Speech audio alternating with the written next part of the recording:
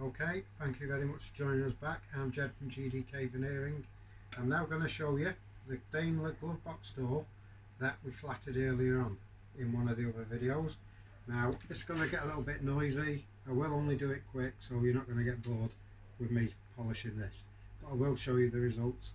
So if you just might turn the volume down a little bit and then I'll start the polishing.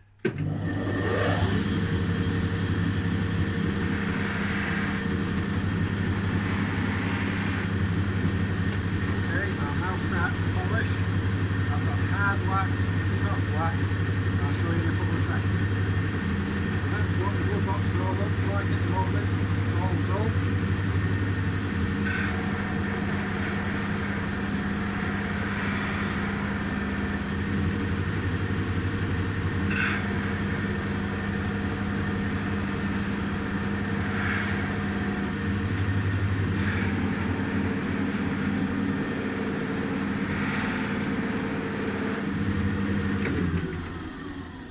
I don't know if you can see that, it needs a little bit more work, but you can see the difference.